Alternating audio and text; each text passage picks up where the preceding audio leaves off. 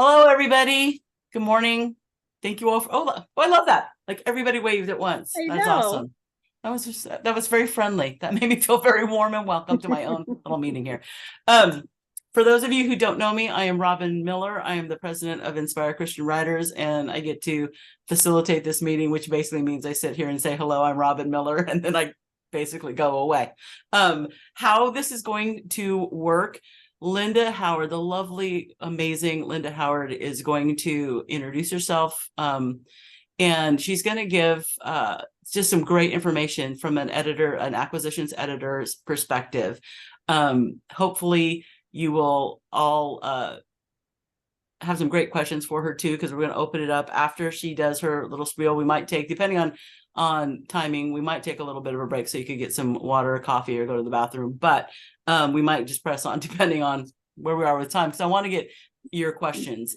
I know that there's a number of people, because we are recording this as we do with Inspire workshops. We record them for Inspire members to be able to access later. What was the point of me saying that? Oh my gosh, I started saying that. I don't even remember why I was saying that. There's a reason I was saying that. Recording, pausing. A lot of people who can't be here have sent me some questions. So I will be asking those if you don't have any, but please, as you're listening to Helen, I'm looking at Helen's face. And so it's Linda. We're not, Helen, don't say a word. Just be quiet. This is not you. You're teaching at the conference, not now. This is Linda's day. So think of questions as she is speaking. This is a really rare opportunity. I mean, like at places like conferences and things, we often get to talk to high mucky mucks like Miss Linda is, but this is where all of your questions can be answered, and you don't have to make an appointment. You can just ask all of them, and hopefully we will exhaust them. I want to get to the point where are literally no more questions one could ask an acquisitions editor by the time that we are done, because this is a super, super awesome resource that we have. So without further ado, and so that I will stop bumbling my words and calling people the wrong names, Linda Howard, thank you for being with us. Oh, you bet. I'm thrilled to be here. And it's so good to see all of you. So I'll introduce myself a little for those who don't know me. I'm Linda Howard, and I lead the Kids and Youth division of Tyndale House Publishers. I've been at Tyndale for 17 years. It's crazy. I started when I was 5. So just let's be clear. And just have the absolute honor of leading the team who creates all of our kids' books, our YA, anything from board books all the way up through YA, and then things that are family, like family devotionals and things that you would do together. So all of that is under my my little fun little team who are amazing. So really thrilled to be here with you guys and just be able to talk about publishing. And as Robin and I were talking and thinking through what we could talk about today, one of the things that we thought might be really helpful is to kind of talk through our process of how something comes through from the beginning when we get a proposal through the time that you would get a response from us. So say you get an offer, and then talking a little bit about proposals and helping people understand who sees those proposals, because that kind of does change your perspective on how you would put a proposal together. So so for us, and I apologize, I had notes and I spent the morning at a funeral for a 3-year-old little boy, and everything went a little longer, so I'm gonna pull all of this out of my head instead of off the notes. But after 17 years, hopefully I know what I'm talking about. So here's hoping. So for us, when we initially get a proposal in, we have a proposal review team, and that proposal will go into a queue that's kind of in line with, when things came in. So it'll go in that queue, and then we'll be able to respond to it, because our proposal review team meets either once a week if we have a bunch of proposals coming in, but otherwise it'd be like once every couple of weeks. So it could take a week to 2 at least before we actually get to look at your proposal. But then we go through, for our proposal review team, we have editors and acquisitions people who are part of that team, because what we want to look at when we're looking at your proposal from my side as the publisher, what I'm looking for is just, the writing, of course, is your writing good? Or if it needs a little work, are these tweaks that we can make, but is there just the skill there to be able to tell a great story or write a great devotional, whatever it may be. So we're looking at your writing. We are going to look the dreaded platform. We're certainly going to be looking at your platform, because we need you to be able to jump in alongside us and be able to talk, to get the word out for people, and help us sell books. It's not that we're not going to market, because we're going to market your book. But what we want to do is partner with you in a way that helps us get the word out there. So if you have an engaged platform, that's going to help us, because we're going to jump on and boost your posts and do some of those type of things. And I would say when we talk about platform, people always think they have to have millions and millions of followers, and that's not the case. What you need is an engaged following. So you could have 30 or 40, whatever, thousand people who are following you and sell more books than someone who has 1 million people following them if they're engaged with you. Sally Clarkson is somebody that we've done books with for a long time. Sally does not have a huge platform, but when Sally puts a book out and says, buy my book, everybody that follows her goes and buys that book. So she's selling tens of thousands of books just by telling her people to go buy my book, because they're engaged and they're with her.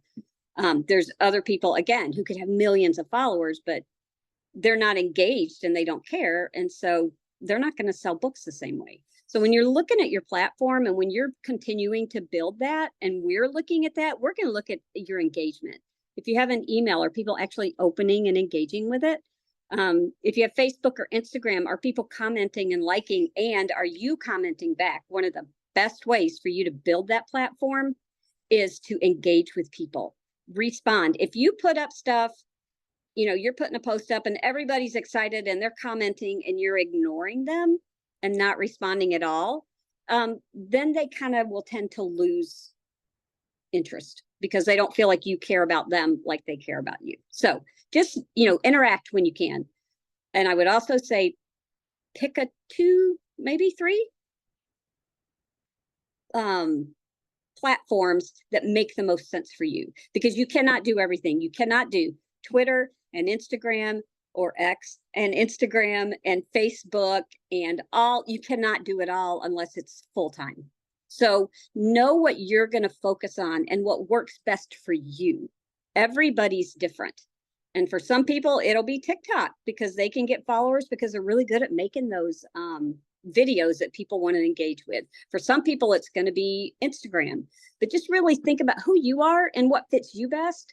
Email, newsletters, and focus on maybe 2 or 3 things, but don't spread yourself so thin that you can't do any of them well, because then you're not helping yourself. The one other thing I would say about platform when we're looking is endorsers and influencers that you have who can help you. If you have people who have large followings who you are connected with and will help get the word out about your book, that's a big deal as well. So if I'm going to just make this up. Okay. So if we're going to say, because we've been talking about Sadie Robinson lately. If Sadie Robinson she's got millions of followers that are very engaged. If Sadie's going to hey, here's this new book that my friend put out, you should go buy it. That's something we should know, because that's going to exponentially grow your platform. And it's an extension of your platform. So and it doesn't have to be somebody huge like Sadie, but if you have multiple people that have several thousand followers and they're all going to talk about it, and their people are engaged, that's really going to help you as well. So as you're thinking about platform in your proposal and what we're looking at, platform's one of the things. Think about it bigger than just the people that are following you, because that's going to be hugely helpful for us. We're going to look at the writing. We're going to look at your platform. We're going to look at any previous sales history that you have, any books, anything like that. And if you don't, that's okay. But if you do, then make sure that we know, because our sales team will go back and double check any sales history. So, and sometimes what we double check is book scan. And that only reports about 85% of stores. So we go, and our research will be on book scan. So if you have other sales that you've done yourself or through channels like churches or channels that don't report to BookScan, just let us know kind of where those sales would be. So helping us understand that the other thing that does is helps us understand that you can sell books yourself. So just making sure that you're really, if you have a way to sell books that doesn't report and we wouldn't just see, then tell us about that, because that's super helpful for us as well. So then platform comps. So competitive titles is one of the other things that's super important for us. And the reason we want you to do that is because that helps me know that you know your genre and you know what you're writing into, first of all. Because if you're sending me a board book and you're comping that to a sports memoir of an adult football quarterback, I'm going to be worried that you don't understand your audience or the genre that you're writing into. So making sure that your comps really are truly similar to the book that you're bringing to us is really important to us. Also lets us know how those types of books are selling in the marketplace, because we'll also look at that. And the other thing I would say is don't always comp yourself to like a Harry Potter. Find things that are realistic. We all know how far can you, sorry, Christine, I just saw that. How far can you go back on competitive titles? For us, it's really nice if it's like in the last 3 to 4 years, so that we know that it's still fairly current. And yeah, and again, it's comping yourself to things that are similar to how you think you're moderately successful. If you go to the extremes, then for us, that's like, okay, that's great. We know Harry Potter did that, but we don't know that you can do that. So find things that are truly competitive and kind of in that moderate range of success. Which doesn't mean that you can't say this has the feel of a Harry Potter. It's just like, don't say I am the next J.K. Rowling, because while I know you're all fantastic, you probably are not the next J.K. Rowling. But if you are, more power to you. That's fantastic. So yeah, so even those comps are really good, thinking through that, because we'll look at that and do our own research as well. But it's really helpful for us to know that you understand your genre and understand what you're writing too. So your bio is another thing that's really important, and we're going to look at that. What have you done? So what is it about you in your bio, in your summary? It's like, what is it about you that makes you the right person to write this book? If you're writing for kids, it's either I've written for kids before, or I've worked in children's ministry, or I've taught, or, whatever it may be. But help us understand through your bio why you're the right person for this book. Because we are going to look at that. If you have never worked with kids, have no idea any of that, and then you're suddenly wanting to write a kid's book, we just need to know where that came from. So you've never had any interest and suddenly you want to do it. And that's for any genre. Just what is it that makes you the right person, that made you want to do this? So we're going to be looking at that as well. The other thing in your past sales history would be if you've done magazine articles, any of that kind of stuff, any kind of publishing that you've had, that's just really good for us to know. So just think through that, all of the things you've done. And then affinity groups. So who are you connected with? So for you guys, you're all connected with Vision, and that, do you share with each other?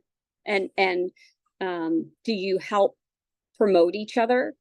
What are the groups that you are connected with that will help share your work when it comes out? I have one agent who has all of his authors who he's signed have promised to help with each other's books. So when he sends me a proposal, it says, also, this will be talked about by the authors who have a reach of like over 500,000 followers, because they've all committed to talking about each other's books. So where are there places like that for you? Your critique groups, your any of the places that you're involved that it will help. That's a really good thing for us to know.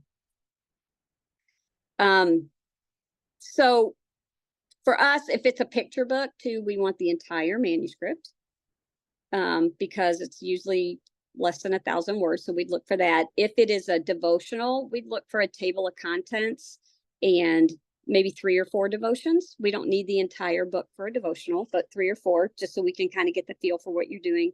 And that's the same with a nonfiction book. Like your kind of table of contents where you're going in 2 or 3 chapters. Fiction books, we like to see the whole thing because you need to know how somebody can kind of bring a story all the way through to the end. So we would love to see those type of things in the proposal as well. So that's all these things that our proposal team is looking for. From there, at Tyndale, what we do is take it to our sales team after that. So if we, as a proposal committee, review committee, say, yep, we really think this has potential, then we're going to take it into our sales team. And that's our national accounts, our COO who oversees operations and sales, our sales VP. There's quite the variety of all of our sales reps are in this meeting, and international plus domestic, because we always want to see, is there an opportunity for this to sell overseas as well? We have an international team that licenses out different languages of our books. So we're always asking them as well, what do you think? Can you do this? And so they're going to speak into how does this fit in their channel? So my Barnes and Noble person who sells to Barnes and Noble is going to say, Barnes and Noble will take 500 of this, or Barnes and Noble doesn't sell this very well, so this probably won't go into Barnes and Noble.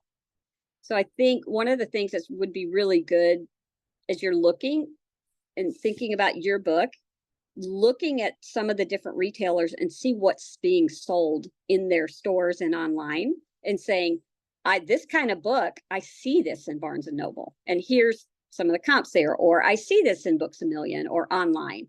And just, if yeah, I am seeing this there, then, you can even mention that. And that's really helpful. We'll do that too, as we're talking and getting ready to take it into sales.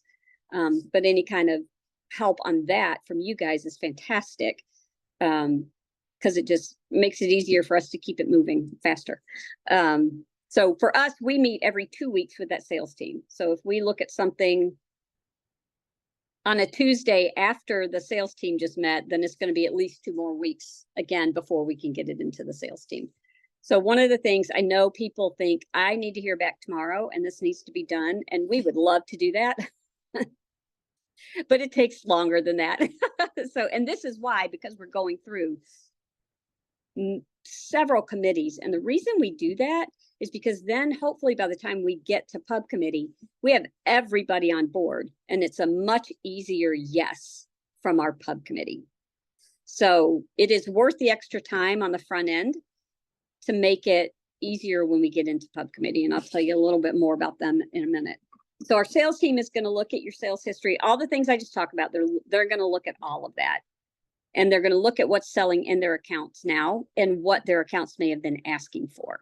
And if it's, something that looks like, yep, this is a good one, then we're going to keep it moving. The other things they're looking at is how many units do we think we can move? Because when we look at advance and we look at royalty, then we have to look at how many units we can move and how is that going to all fit together, and is everybody going to be able to make money? We want you to earn back your advance so that you can get more money and get royalty. If you don't earn back your advance, then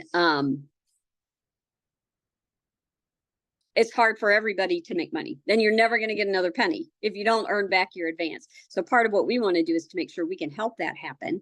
We can help you earn back your advance. We can help you get royalties, but we're also going to make money on that as well. what people don't understand often is that by the time your book comes out, even if we paid you, say, a $10,000 advance, by the time your book comes out into the stores, we, Tyndale, or the publisher, will have invested a minimum of probably $60,000 to $70,000, because we have the inventory cost, we have the editor's time, the acquisitions people's time, the design people's time. So it's all of that all kind of, so we have invested a lot. So for us, I think sometimes people feel like publishers are big and they don't care about me because if I don't make it, who cares? Well, it does matter to us, because we don't want to sign a bunch of books that aren't going to make it and earn back their money, because you do that once or twice. Okay, you do that a ton and you got a publishing company that's not going to be successful. So, so knowing that we're really thinking through that process of how many units can we sell and how does that all come together to make money for everybody, it's just good for you to know that that's part of what we're thinking through too. So to come to the table and say, I can help you move a certain amount of numbers is big. It's one of the other things that's really helpful for us. If you're doing a book on cancer or grief or something like that, for you to have been able to reach out to Cancer Society, I know that's big, but different places or counseling places and say, I know this counseling group is going to take 500, 1,000 books, whatever. And you've already got some people who say, we're already interested in this book. So to come in with some partners on your side is super helpful as well. So if you have a book that has a real message that really reaches a certain affinity group, to be able to connect with them ahead of time is a good thing, and come in and say, yeah, they're interested in this too.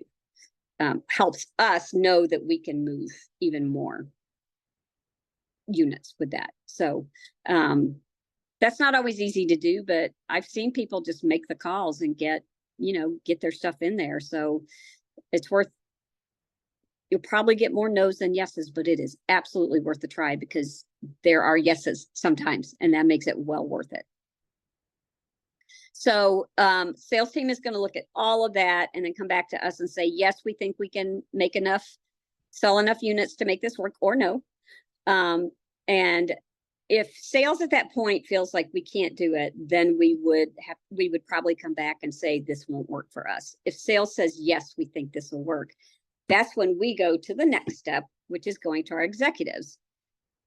And what they're looking for, just heaping on, I know I'm telling you a ton of things that we're looking for, but all of this matters. So they're looking for, does this really fit our mission and who we are as a company? So for Tyndale, that's not sitting right in front of me right now, but it's to minister to the spiritual needs of people through literature consistent with biblical principles. That's not exactly word for word, but it's stinking close. So they're going to look at that and say, is this something that ministers to the spiritual needs of people? And is it biblically based literature? That doesn't mean we have to be sharing the gospel on every page, because we're reaching a spectrum of people in our publishing, and we want to speak to all of them. So some of our books are like very clear. Here's the gospel. We have a picture book called Wow, and it's the gospel in 4 words. And it's using 4 different words to tell kids the gospel of Christ. It's amazing. It's based on a sermon a pastor in our area preached. So it's, wow, God created me and the whole world. Uh-oh, the fall, we sinned. And then we say yes to Jesus. And then we have eternal life. So it's this just awesome way to teach that. So we have that, but it's just as far on that side as you can possibly get.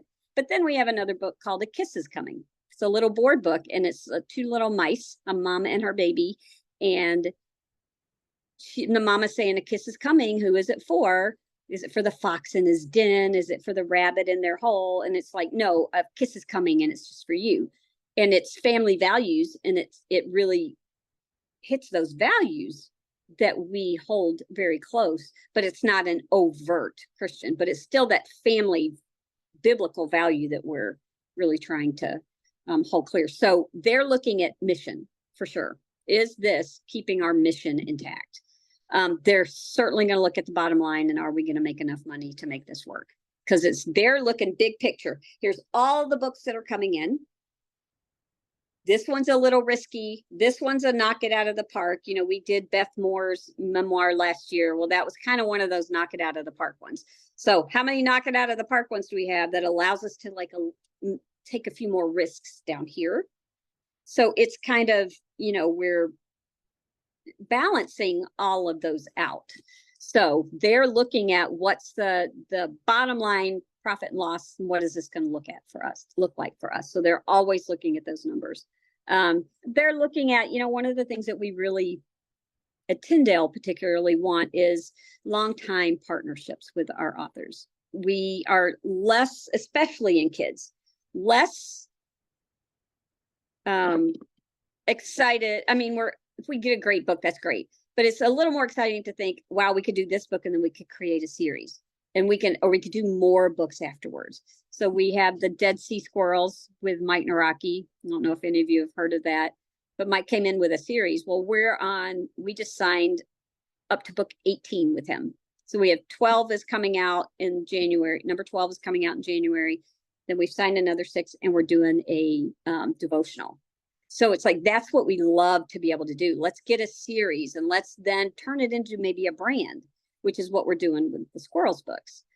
So how can we, so we also, they're looking at, can this be something that we can keep going with? So yeah. And then, you know, I guess the only other thing I would say that we really kind of look for as we're talking with you and going back and forth or your agent is, how does it seem like you would be to work with? So are you willing to, if we come back and say, we really love this idea, but here's some things that we think you need to do before we can take it any further. Are you willing to work with us? You know, are you willing to be edited? Are you willing to at least talk through this? And it doesn't mean you always have to do everything we say. Willing to work with us doesn't mean that you're just a mindless, yes, I'll do whatever you say, but it means you're willing to have those conversations and let's talk it through and find a happy medium. And that's what we really have with most of our authors. We have a few that are a little more stubborn than others, but that's okay. But that willingness to really work with us, and how is it going to be to work with you? Because it is not easy to get a book to publication. So we need to know that we can all work together. So we take it into our pub committee, and pub committee is made up of our executives. So our chief CEO, Chief Executive Officer, is in there. He leads those meetings. We have our CPO, who's our Chief Publishing Officer. And then our VP, we have multiple other VPs, the VP of Sales, the VP of Bibles and Alliance and Kids, and the VP of Fiction and Nonfiction. So all of these guys are in there. And then our head of editorial, because he also speaks into the writing. So it's like, it is, I'm nothing muckety muck compared to that kind of muckety muck. So, you know, these are the people who are really way up there running the company. And so these are the people that you really want to be able to convince with the proposal that I'm worth you taking a risk on. So thinking about, these are founders or sons of founders or that type of thing, who the heart of our company is what they want to keep going. And so thinking about, how do I speak to people who are leading this company through my proposal? So if they say yes, that meeting is usually every Monday, and it's kind of according to how many things we have on the schedule as to when we can get ours in, because you don't want to overwhelm them, because then they don't, it's never good to overwhelm your executives. Gotta make sure they have just the right amount to talk about. So usually after we've gone to the sales team, it's probably a week and a half to 2 weeks after that before we get it into our our pub committee. And then if they say yes, we're going to come back to you or your agent, and we're going to say, hey, I got an offer for you. And then they're also the ones who finalize what the royalty and the advance will be. So they're the ones that give the final okay on that. They may say, are you offering enough? Which is very rare. Or they may say, could you get this for just a little less? Or what's really going to work when we look at all the numbers together? So but they're the ones that give that final okay on what we can offer for that. So, and then we're going to come back to you or your agent and we're going to make the offer. And then usually there's at least a little bit of negotiation that kind of goes back and forth. And when we've all agreed on everything, we have Christine Showalter, who does our contracts, who's one of the most amazing people I know. And she sends stuff over, we get things signed, and we're ready to go. So, and then we start the process. For us, the process of creating a book, say it's a picture book, is at least 18 months. So from the time we sign that, well, from the time we get a manuscript, we're looking at about 18 months. And that's because of the illustrations. It takes a while because we will do the editing, get our manuscript pretty finalized. Then we talk with you and we work together on this, on the style of illustrations we want. So what makes sense? What's, is this more whimsical? Is this more serious? Is this more realistic? And so we do all of that, really kind of go through that together. And then we will go out and find illustrators and come back and say, here's 3 or 4 illustrators that we think have a lot of potential. And we'll go over that with you, because what we don't want to do is, thank you for your manuscript. We got this. You can see it when we're done. We're a collaborative team. And so we don't do it's ours now, you don't get it. So we want you with us all the way through. So we will come back to you with ideas. We'll together choose an illustrator. When they're good, we sign that illustrator, and then we'll do kind of storyboarding your book. And then that will come back through you as well and give you time to really look at that and see if you're in agreement with where we are. We can make changes at that point. And then when we agree, we go back, send it back to the illustrator, and they create actual sketches, which we'll bring back to you again. Because sometimes when we storyboard something and send it over to them, what they come back with sketches is like nothing like what we thought. And so we still have the opportunity at that point to make changes. And then once we're all agreed on the sketches, then we go back and they finish them and take them to color. And you'll see it one more time at galleys at that point, but that's when we really don't have the opportunity to make more changes because of the time and the cost. It can be prohibitive. It can move out your BBD. It can do a lot of stuff.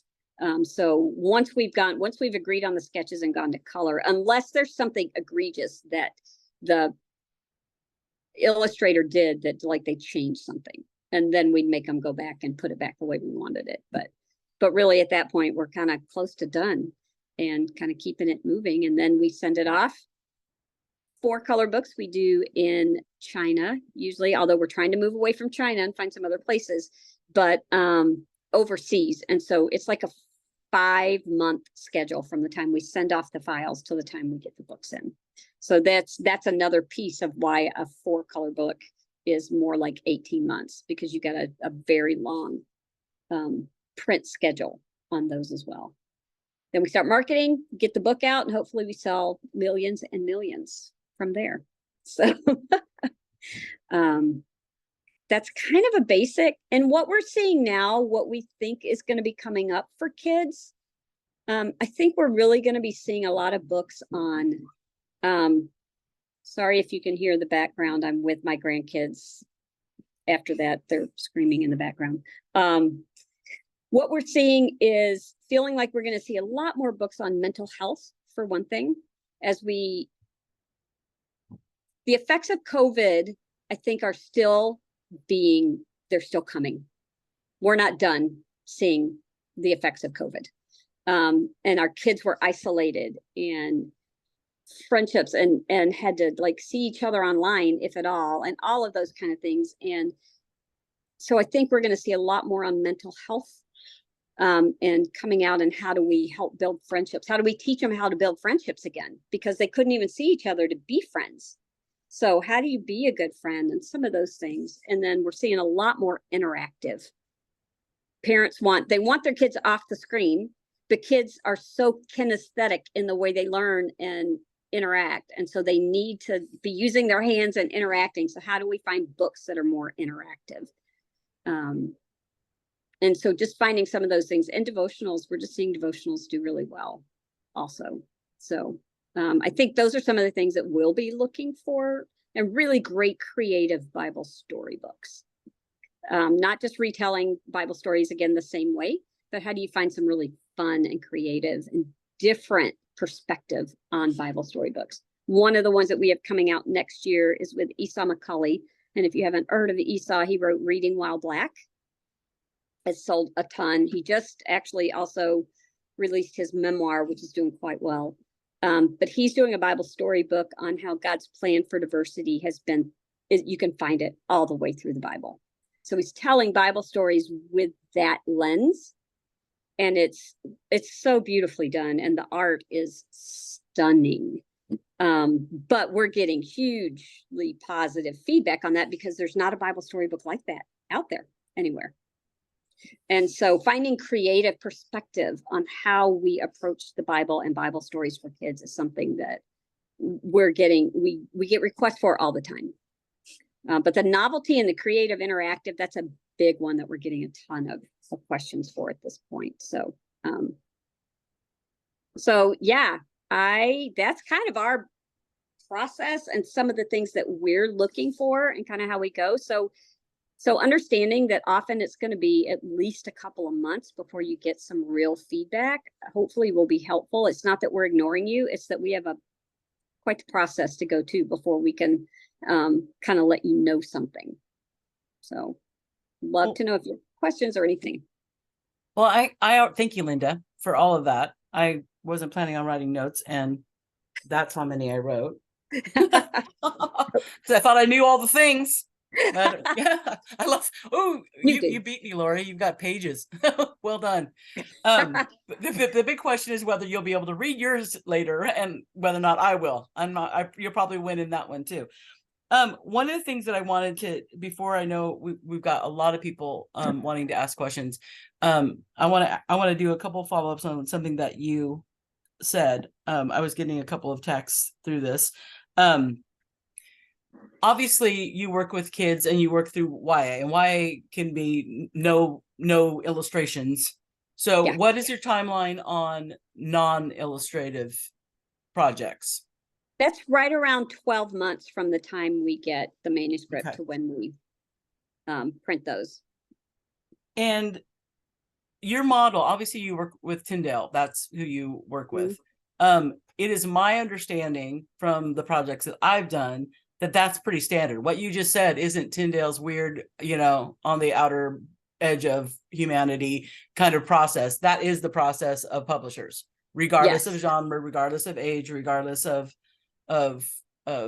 anything. That's pretty much what happens, that process that you're talking about. And the timelines are pretty consistent. Would you agree with that? I would. Different people have different committees like within that. But I think that process, everybody wants a sales team to speak into it. Everybody's got editors who are going to look at it before they even take it further. So I think our general process is pretty on with what everybody's doing. That's been my experience. That's pretty. They may call their committees different things, but they're pretty much serving the same purpose at each stage of the process. So yeah. I have two more questions before we'll kind of open it up. Somebody wrote and asked, who reports the sales? So when you said early on that you're looking at sales figures, and if your sales are not getting reported, you would want to know where those sales are being made. So who does? So to know who might not be reporting sales, who does report sales? Barnes and Noble reports to reports to BookScan. Books A Million reports, I think. Amazon reports. And, you know, more books are being sold at Amazon than almost anywhere else right now. Amazon does report. One of the ones that doesn't, that's a big one, although they're trying to figure that out, is Christian Book. And on the Christian side, we need Christian Book to report. And they are working on that, but they currently don't. So that's a big miss for the Christian side of things. And anything like if a church bookstore, anything like that, they're not going to report. I'm trying to think of who else does. Choice Books, I think, does. Pretty sure they do. So basically, if you are effectively not sure, put it in, because you would be able to look at it and go, oh yeah, Choice does, so we don't need that information. But like in my case, so much of my of some of my books are sold through all the different Little House on the Prairie sites, so they're not reporting, but I have all that information, so that would be. But if you're in doubt, put it in, and you could filter it out if you guys have that reporting somewhere else. Is what you're saying? Absolutely. Okay. And like individual ministries and stuff don't report. So if you're selling through your church or through, again, I'm going to go back to like the Cancer Society, whatever it may be, they're not going to report to BookScan. And sometimes they can move a lot, you know, of units. So if you've got something like that, if you're in doubt, put it in. And if we don't need it, we can take it out. That's not a big deal. So I just had another text follow-up question on that. For people who have self-published, but now are trying to be traditionally published, but Amazon reports obviously the retail sales. Do they report the author copies? I'm trying to remember that right now. I'm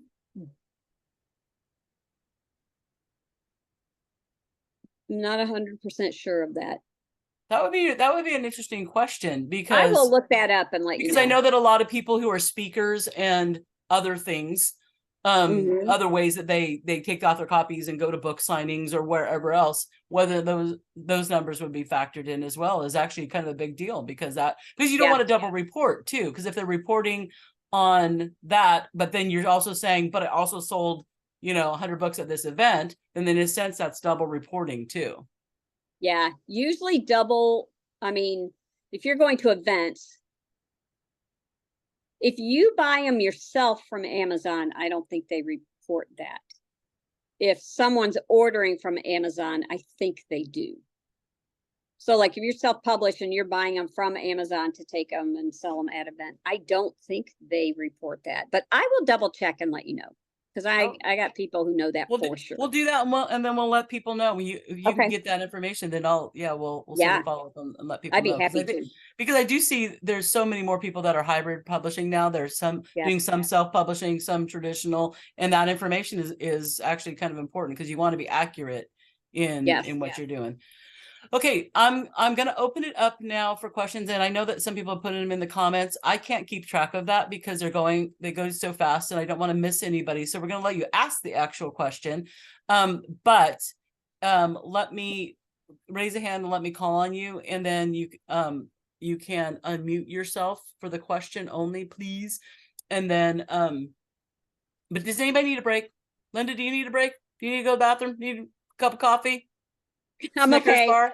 I have my McDonald's is getting cold here. I'm good though. Okay. So we're all good to continue? Okay. Yeah. Tori, I saw your hand. Why don't you lead us off with your question?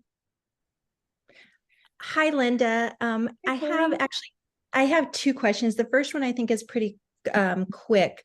And that was just in our proposal when you talked about the engagement numbers. So you want engagement percentages as well as actual numbers, correct? If you can, that's great. Like open rates and some of that on email is great. Really great for us to know. And then my second question was, as a first-time author who doesn't have all of the numbers and the sales and all of that to provide, what would be your best advice for a first time? Yeah, I think it's building that's where building a platform around you of people who can kind of come alongside you and help get the word out about your books is going to help you. Knowing that you have a solid launch plan and team is going to make a huge difference for you. Because, you know, I mean, if you don't have the sales, you don't have the sales. That's okay. But how are you then going to get the word out if we don't know that you've proven that you can sell? Having people that will help you sell and, you know, get the word out, that's probably one of the best things you can do, and really work hard on building that up. Would you include that as a separate section of the proposal? Yeah, I think I probably would. And just, you know, really calling it out, your platform, and calling that out really clearly. Good. Lori, I saw that you had a question, I think. Yes. Hello. Hi, Linda. Hi, Lori. So my question has to do with timing. Okay. I have one book published. I have two more I've just finished. I sent out queries this last week to some agents because I've not had an agent before. Okay. But I'm about 97% done with my proposal. And one of the books is about children who have been rescued from online sexual exploitation and child trafficking. And I have stories, narratives of the little girls that I feel real responsible to get those out. So one of the questions that I have is should I wait on sending my proposal, because my social media accounts are deactivated. I've been accused of lying and fraudulent and sexualizing children. And anywho, Sorry. so I'm fighting for that back. I have a lot of good stuff in my proposal with my first book. Will focus on the family, endorsed it. I've got myself on shows like 700 Club, Eric Metaxas, Janet Partial. I know how to fight this type of thing because I've been censored before. I do have speaking engagements. I have a lot of things going on, but that's kind of my dilemma right now. Should I wait until I try to get those back deactivated, or starting all over with that part? Wow. So because I'm so good at other things, you know, with my first book, my publisher, it came out during an election, and it's a pro-life book, Choose Zoe, and my publisher's accounts were taken down for over a year. So I didn't get the promised marketing with the different ads and things. And that didn't make me sit down as a first-time author. I mean, I'm an entrepreneur. I owned a photography studio. I raised 5 kids on my own. And it was like, they kind of poked the wrong person. And that's what gave me the courage to go get on all those shows. And Yeah. so I know how to network. I know how to get my message out there. So I know being connected with a publisher and an agent, I know it could really go far. These stories, you talk about mental health and children, and I've interviewed different law enforcement. I've interviewed clinical psychologists with how kids heal and how we grow, and how they can get over their trauma, and using different kinds of therapies with psychosocial care and art therapy and the gospel. And these little girls are in a safe home, and there's 36 little girls. The youngest is 2, and they're between the ages of 2 and 12. And I've been able to see over the last 7 years of going and staying with them how they heal and how they are prospering, and, you know, starting a band and singing to help other kids renew their identity in Christ. And there's just so many great things that are going on with the little girls. And, you know, I'm thinking of writing the children's books too, so kids can learn how to protect themselves online, not just the parents. Lori, can we get to the question, the specific question? Because we have Yeah. a lot of questions to get through. I'm Sorry. sorry. We just kind of got to get to it. It's okay. The question is, do I wait until I get those platforms, or do I just talk about the strengths that I have, because it's such a timely situation on sending those proposals out? I think knowing that you were able to get yourself like on the 700 Club and Eric Metaxas and Janet Parshall, I mean, that's not small things. And knowing that you have those connections and that you would be willing to reach out again because you already have that. I don't know that you'd have to wait. If you bring that in and you talk about why your, social media, your platform is currently, not active. I don't think you'd necessarily have to wait. Okay. Because you're showing that you can get those are the type of things we'd love to get for this kind of a book. So, showing that you can do that even yourself and that you're out speaking. Speaking is another thing that's big. If you're out speaking, make sure we know about that because that's one of the best ways to sell books. Oh, thank you. That's You're good. welcome. Christine, you have a question. Yes, I have two. They both are very simple questions. The first is for a nonfiction book, does it have to be the first 2 or 3 chapters, or can it be any chapters that we include in the proposal? And then I have a second question after that. I think it could be any chapters that you feel are really well done and that are ready, for somebody to look at.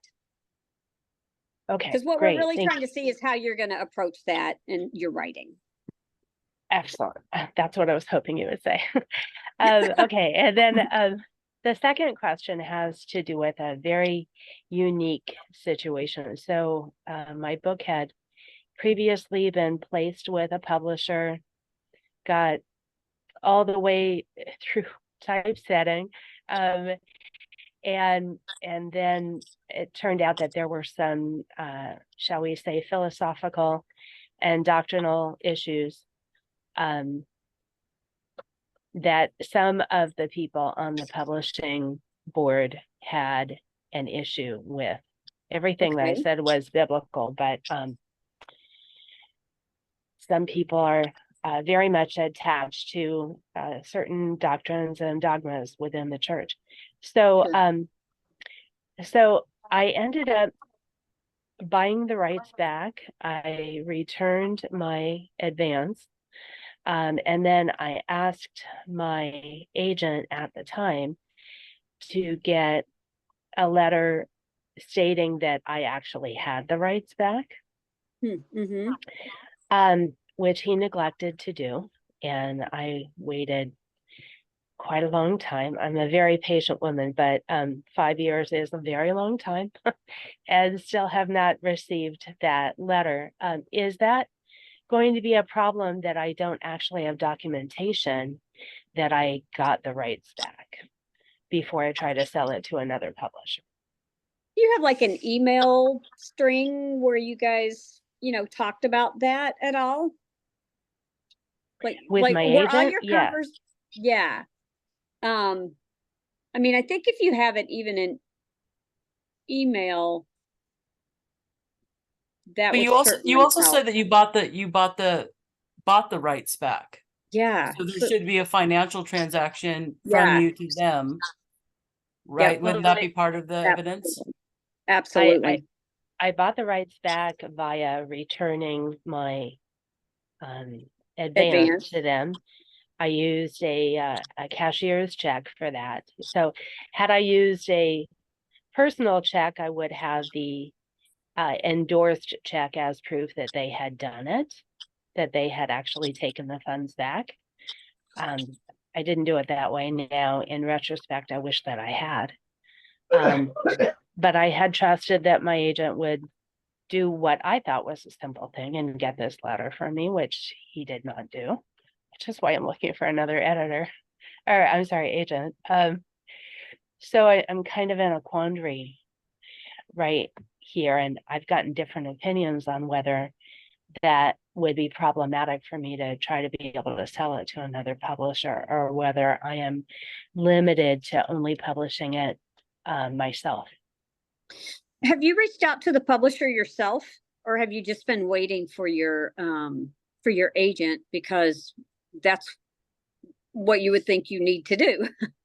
But have you reached out to the publisher yourself to ask them for that documentation? You know, I'm not certain that I did. I thought that it was protocol to go through your agent, and I didn't want to step on anybody's toes. Yeah, and I mean, good for you. But at this point, considering it's been so long and your agent has not done their part, I think it would be absolutely fine for you to reach out to the publisher and say, you know, I sent this certified check. You know, I would just like documentation on what happened here and that the rights are mine. I think you are there would be no issue with you reaching out yourself at this point. Okay. One of our other Thank you so much. people also made an interesting comment. Even if it was a certified check, the funds still would have come out of your account, and that is your proof Right. that you paid it back. So if you have documentation of what the amount was, so your advance, let's just say it was $2,000. I don't know what it was, but let's say it's $2,000, and you have an amount going out of your account that's exactly that amount. That would also be corroborative evidence too. Yeah. So Yeah. okay. I'm sorry that happened to you, Christine. Thank you. Yeah, me too. Ben. I know. Okay. With really controversial topics like mine and Lori's, these things happen. Yeah, unfortunately. Yeah. All right. All right. Thank you so much. You bet. Lynette, are you able to? There you go. Oh, I'm so sorry. Hi, Linda, how are you? Hey, I'm good. Good to hear your voice. Thank you. Okay, so I just have a question about devotionals. Yeah. That those are going well. What age group are you seeing a strong need for devotionals? I think, you know, where we've seen the most success, well, gosh. I mean, we have a couple of preschool devotionals that have been really good for us, but I think that middle grade has done really well. And that's kind of that 2nd to 5th grade. So 8 to 12-year-olds seems to be kind of one of the strongest. I'd like to see some other really good ones for teens. They've just got to really be the kind that'll catch their attention. But that middle grade, I think, is really where we've seen the most success with those. Okay, awesome. I did have one other question, but you covered some of it with another question. I have not self-published, but if I did, or what you've seen maybe with other self-published authors, and maybe their book didn't have strong sales, maybe it had mediocre sales, is that something that really counts against you as you're looking at the numbers? You know, I think we just look at it as a whole. Like, you know, it's not even just the numbers, it's kind of what marketing support did you have. So if you were with a publisher and you published a book and you got no marketing support, well, we're going to look at that and say, well, maybe that's not all her fault, you know, because she wasn't getting the support that she needed. And on a self-published, it's what did you do to try to help sell it? If you just put it up on Amazon and just kind of left it there, well, it's probably not going to sell much because there's so many books that you can't find it. So for us, it would be, what else did you do around it? And were you able to help move the needle at all? Well, you know, if on your own you sold a couple thousand, 3,000 books, that's not terrible. You know, but, you know, by working it, but it's all those things that we kind of take into account, all of the things together that we would look at. Okay, great. Awesome. Thank you. You're welcome. Thank you, Lynette. I just love her voice. I could just listen to it all day long. I know. It's true. I totally can. Janice, how about you? Hi, it is so good to meet you. Me too. Thank you. My question was, I was a little bit surprised to see that we could ask questions of an acquisitions editor. And so that was very pleasing. And the information you gave was really good. So I've got lots of notes here. I was wondering, when we have our book proposal ready and everything, can we send it directly to an acquisitions editor, or does it always have to go through, an agent or other Yeah. means? Most publishers, many publishers don't want unsolicited Mhm. Proposals because they get so many from agents that it's really hard when you get a lot of other things. And if you do send it in, it'll kind of go into what they call a slush pile, where it'll just kind of wait until other things have happened. So it is harder to do it without an agent. You can, you're just probably going to get put to the bottom of the pile if you send it in without an agent. Or if you haven't, the other thing that makes a difference is, like, if you go to a writer's conference or something and you meet with an acquisitions person and they ask you to send it in, then you have the ability to do that, because it's going to get moved up, because they're going to say, this person asked me to send it in.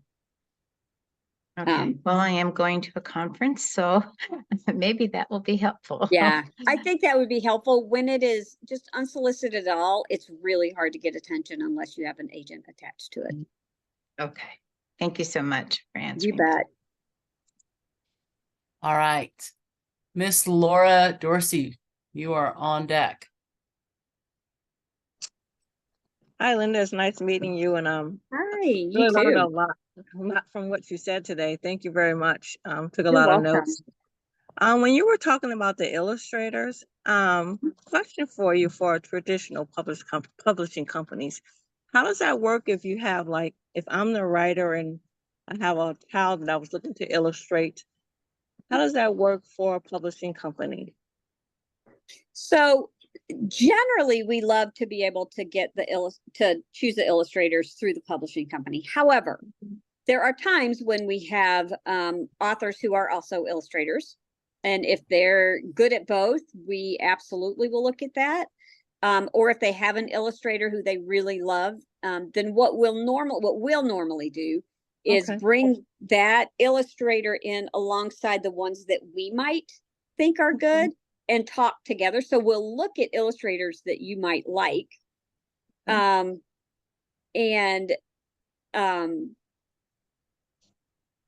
mix that in with the ones that we like, and then together we'll make a decision. But we wouldn't just say, no, we won't look at your illustrator.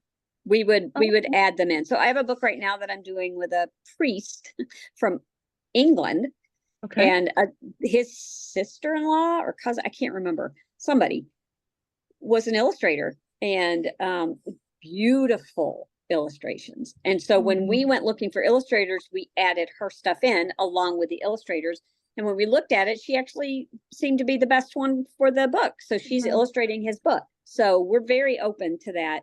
What we would love to know is that they've done books before, because just illustrating and illustrating for a book is a very different thing, because you have to think about spacing. You have to think about where everything fits, how you get the text in, and the exact size of how you put those illustrations together so that they fit in the book.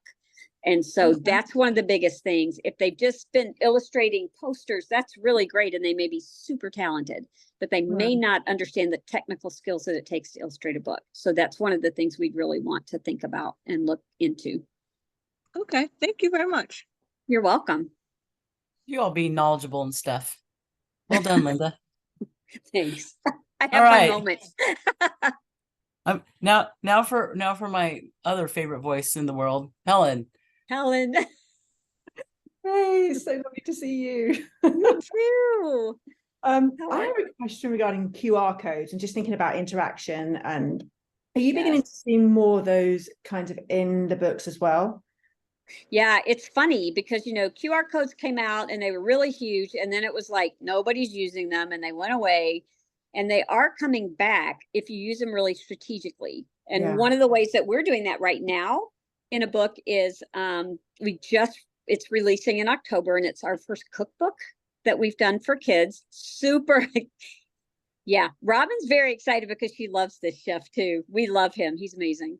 But one of the things that we've done is he came out here actually in my daughter's house. Yeah. Where I am right now. And we videotaped him showing kids like foundational cooking skills. So he shows them how to make knife cuts. Yeah. And he shows them how to use a whisk and all these different things. And they're in the book as QR codes along with recipes that talk about that. Okay. So it's taking that, because, you know, kids are active learners. Yeah.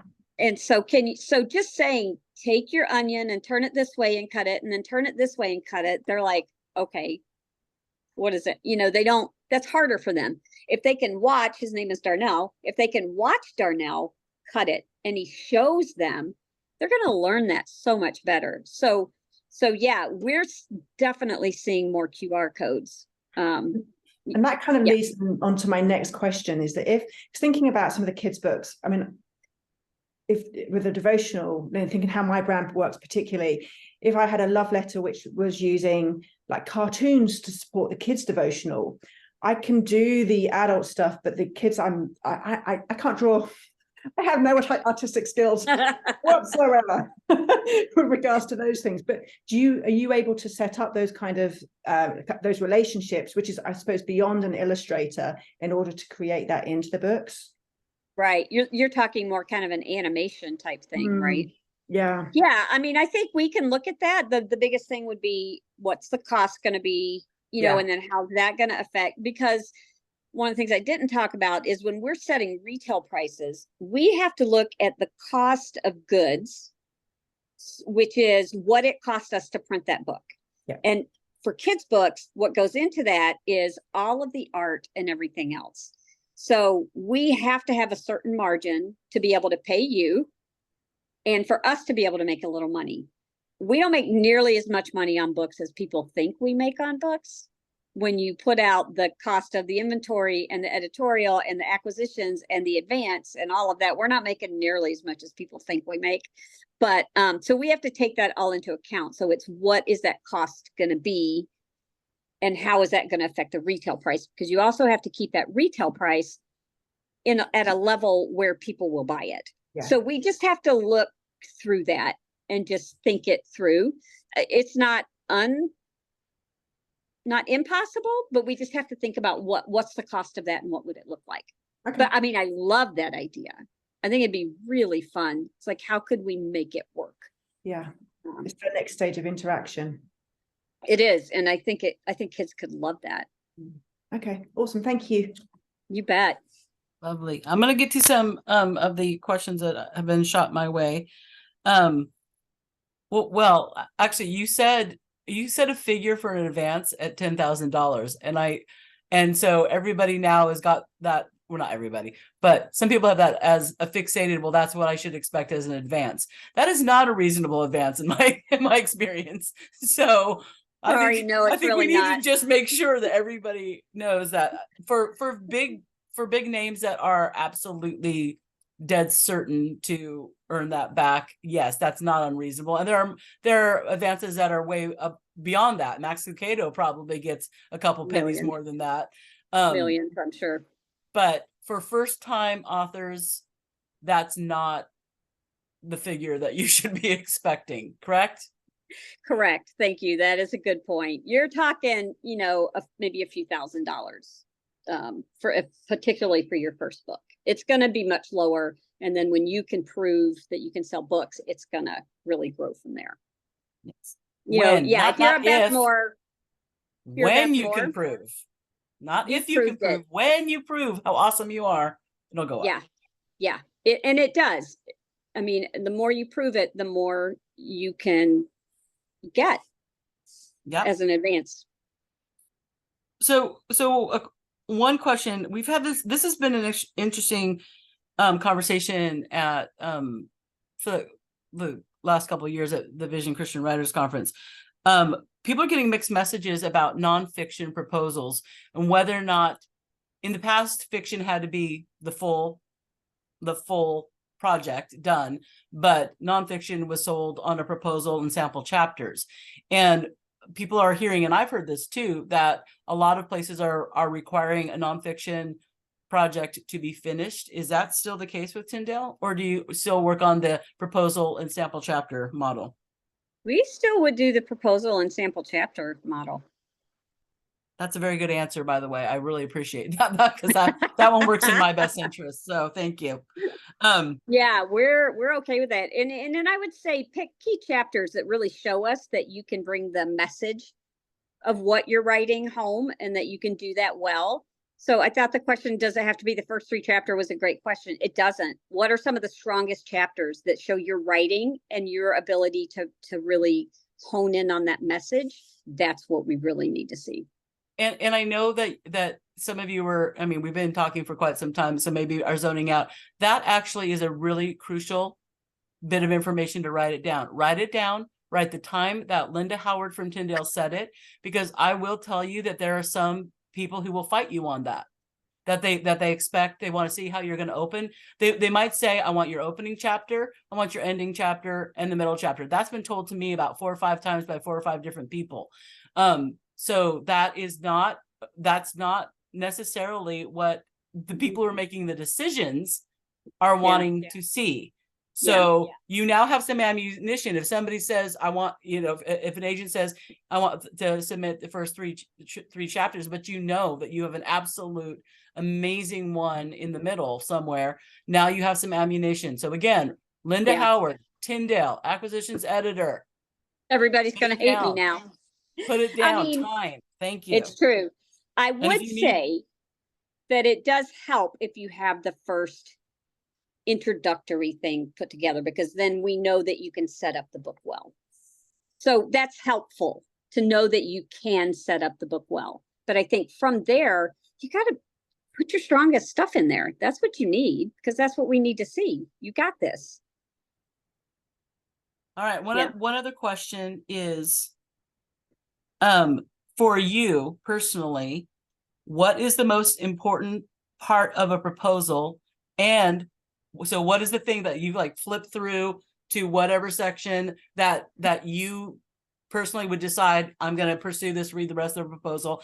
And also, what is an immediate nope? Okay. Wow. That's hard. You're welcome. I would say we're getting pushed hard at Tyndale on platform. So how you're presenting your platform and presenting it well, that's a big one. If there's like nothing there, you're not speaking, you have 2 followers, that's going to be a hard sell for me. And it's not so much because I am so worried about it as it is that I know that's what my executives are going to be looking at and my sales team is going to be looking at. And then for me, the writing, like I just, that matters. I don't want to put books out there that aren't well written. We want to do excellent work and put out excellent books that are gonna change people's hearts. That's the whole thing that we're doing this for, is to draw people closer to Christ. And if the writing isn't at a level where people are going to be able to engage and then interact both with the writing and then hopefully on the next level with God and with spiritual things, then for me, that doesn't fit our mission. And so it would be hard for me to keep it moving.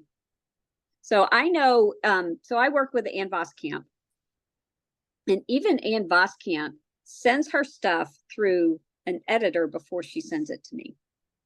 So if you have, and this could be your critique group, whatever it is, don't just write it and throw it off to a publisher.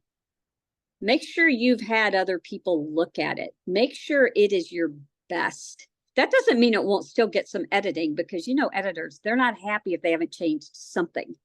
So you'll probably have some changes still, but make sure you've done the best you can. Make sure it's gone through your critique group or an editor or something multiple times to make sure that what you're turning in is your best. So, but that writing, that's a big piece. And if you've had other people look at it, that's going to be super helpful for you too. Awesome. Which is why Inspire Christian Writers was founded on critique groups, for that very reason. I mean, it's part information, it's part encouragement, but it's part getting eyes on your writing. Yeah. We go nose blind, especially when we've been working on a project for a long time.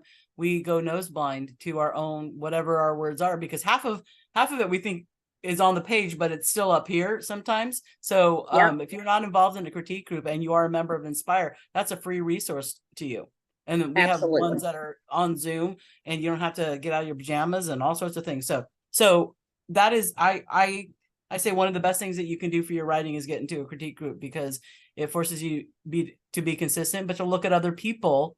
Their writing actually helps you with your writing. When you can pull out what other people are doing in their writing and make suggestions, that actually strengthens your own. It's kind of like teaching your kids about Jesus. You learn what you really believe about Jesus when you have to verbalize it. So, and I know there's several people in this group that I've either been in a critique group with or are currently in a critique group. Hey, Malcolm. Hey, how you doing? So yes, so I absolutely support that. I'm gonna ask one more question, and then we'll go to whatever questions you have. This is an interesting one. I think people often forget that all of the mucky mucks, all of the decision makers, all of the procedural committees and all that are just people, right? They're just human beings who have preferences and personalities and all the things. And I was just talking about, there's somebody who sold the house that we're living in right now. And I told Ian that he wasn't our agent, but I said I would never, ever, ever work with that agent. No, even though he was doing very well for his clients, he was tooth and nailing us on everything as a buyer, but I could not work with that because it wasn't ethical. Even if it was in my best interest, I would feel really uncomfortable with that. So this question kind of comes on the back of that conversation with somebody else. What kind of agent should we look for that on your end of that will both obviously serve us, because that's what they're there to do, to get us the best deal and to advocate for us and lobby for us and all that stuff. But what qualities do you look for on your end in an agent that makes it, that they're going to be easy to work with and they're going to be part of this team that you were talking about creating between everybody in a way that you would go, Bob over there, I wouldn't want to work with him. I don't care how good his client is, but over here, Billie Jean is fabulous.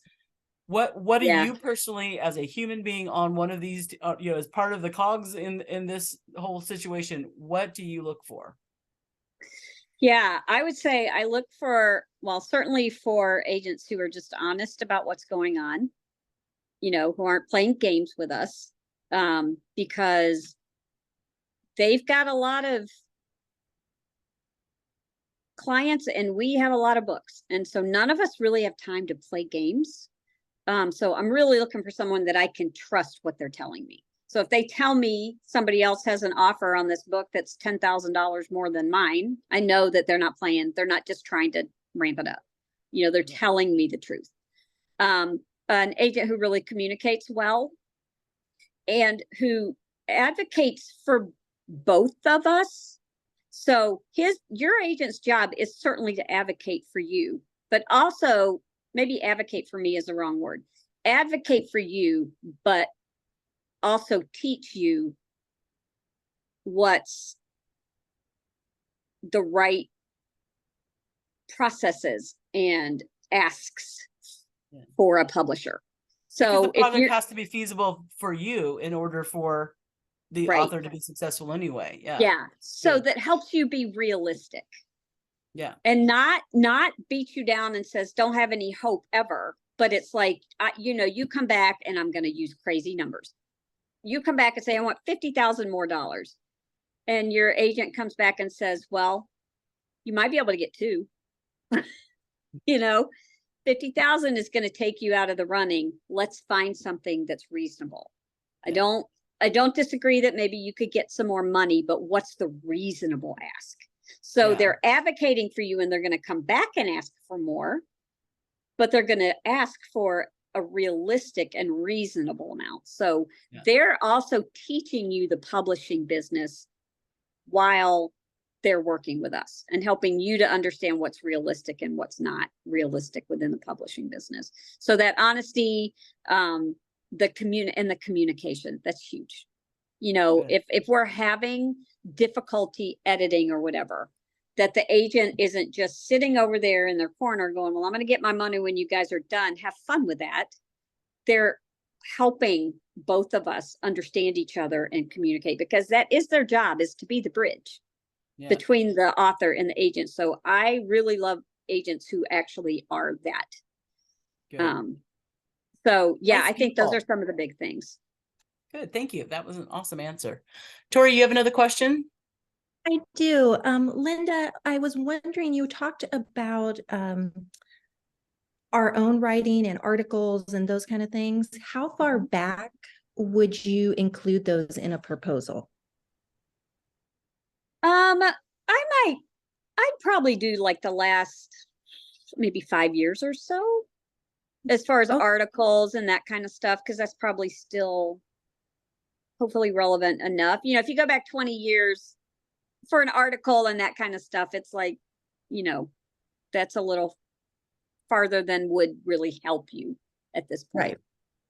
And does it have to all be information that is pertinent to the book that you are proposing now? Or if you wrote articles that just illustrate your writing, but maybe the theme is not what you're pitching?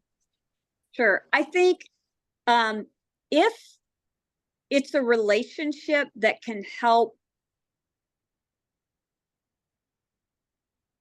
I'm just thinking how to say this. So you wrote for a magazine and it wasn't about this, but maybe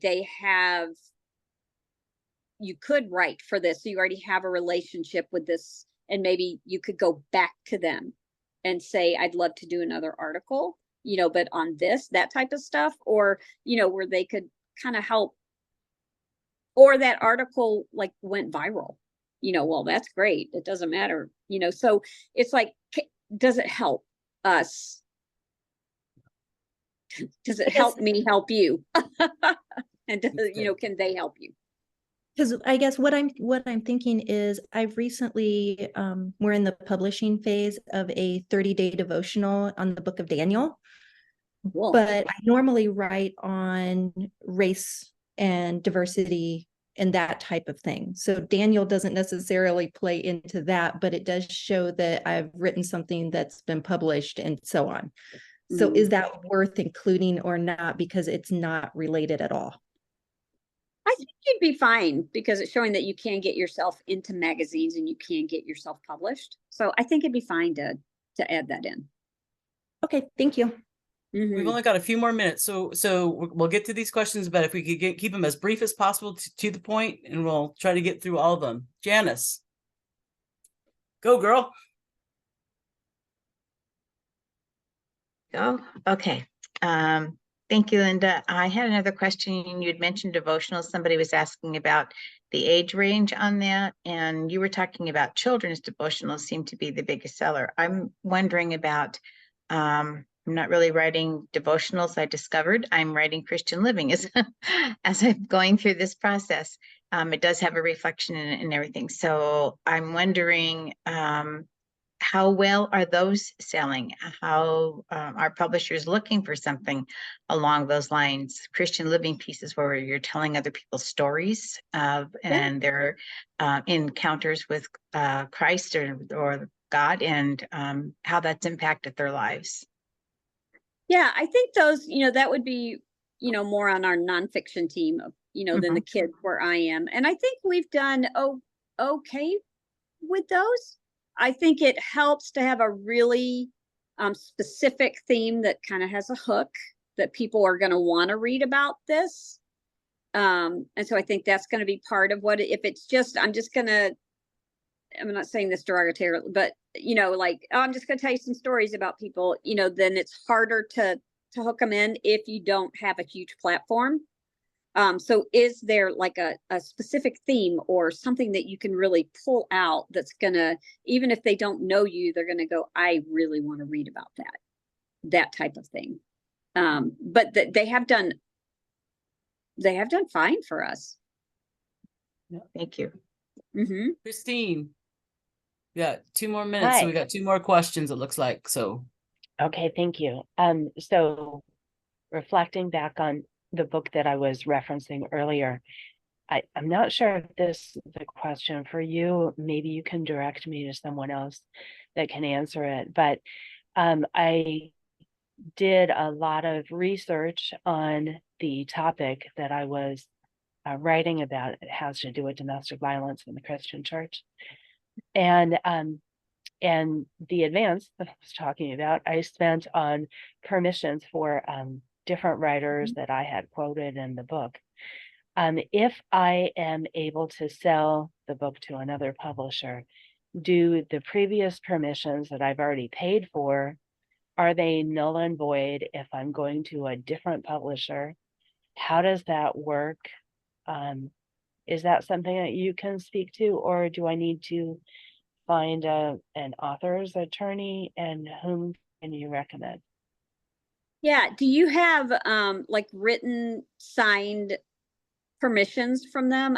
That's what we'd be looking for. And I would think that if you have the Yes, I signed, do. okay, so it's probably for that book, but not for that publisher, maybe. The Okay. way it's really according to how your permissions have been signed. If it's you have permission to print this in that book, then I would think anywhere you print that book, that's where your permissions should be okay. If Okay. it was like calling out that publisher, then you may, and I would think some people, if you've already paid them, it was just like, I need to update this permission sheet, this signature. Would you just do this for me? Because And you also need to know that most quotings, you don't need to have permissions. You need to just cite them. So you need, that's probably a legal thing for you to also just get clarification on. But most people that you're quoting, you do not actually need permissions for in the first place, and you certainly don't need to pay for them. You just need to quote appropriately. But that's a legal issue. Okay, we are at time. Yeah, but Lori, you have one. That depends upon the number of words. Oh, right. Yeah. Okay. But if you're doing it, if there's too many words anyway, then you maybe need to also rework your content, because then you're just republishing what somebody else has written. But that's another thing. Okay, Lori, do you have that one last question, or is that handhold or handhold? Yeah, it's not a handhold. That's a wave. Do you have another quick question? No, that's the hand from the original hand. From before? Then we're good, because we are at 11:31. Linda, thank you. Thank you very, like I said, I thought I was just gonna watch you just do your thing, and instead I have so many notes, it's ridiculous. So I super appreciate that. I appreciate everybody who you joined, and all those who are going to be watching this. And thank you. Linda, would you stay while everybody else exits so that we can have a quick little chat? Thank you guys for so coming, much, and I hope this everybody. was a big blessing to you. Thank you. Thank you, Malcolm, Linda. It was hi. wonderful. Okay. Thank you guys so much. Thank you. You guys are amazing. Hi, Malcolm.